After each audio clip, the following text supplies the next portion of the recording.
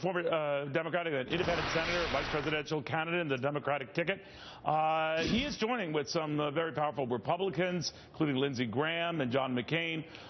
No big fan of this deal for Iran. In fact, it's like a tour they're on, the No Nukes for Iran tour. I don't know if it's quite like the Rolling Stones or anything like that. But bottom line, Senator, you think this is important enough to be heard? Why? A lot of those in the administration who support this say, you don't know, it's a better deal than you think. What do you think? Well, first, Neil, let me thank you for including my name in a sentence that also included the Rolling Stones.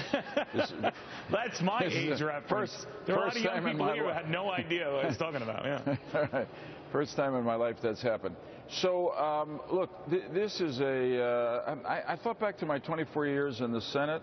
I can't think of a vote that I cast, apart from the ones deploying American troops into combat, that was as important as this agreement for the future security of the United States. The amazing thing to say, which people don't talk about, is that nobody thinks that this agreement has the possibility of getting approved by Congress. In other words, it's clear that there is a majority that will reject it. The only question is, will there be 2/3 in both chambers to override a presidential veto? And what do you think of that? It's close. It might be close, but I'm told that it would need at least another 10 votes to do that. Yeah, I think they're there. They're not there now, but they can be there. In other words, if you combine those who are clearly have said already they're going to be against it with those who have remained undecided, it's well over 2/3 in both chambers. And people are looking at it seriously. They know the importance of the vote.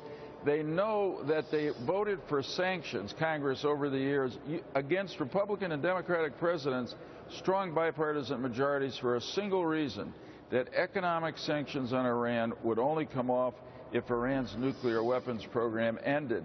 This agreement does the opposite. Take the sanctions off, and after a period of years, they get to be a nuclear power. I think that's the reason that there's enough votes here to reject this agreement and tell the administration, go back to the table and negotiate a better deal. You know, John Kerry had said, Senator, I'm paraphrasing here, that you don't like this deal, the next alternative is war. What did you make of that? Well, that's just not right, and that's a natural debating tactic. But all of us opposed to the agreement don't want war. We want a better agreement, and we feel that the U.S. and our allies went into these negotiations in a powerful position because the Iranian economy was really suffering, but we basically conceded and conceded and conceded to the Iranians. It was as if they were dominating the negotiations. I mean, they're a second or third rate power. We're the greatest country in the world, and yet they got more from us in this negotiation and our allies than we got from them. Senator,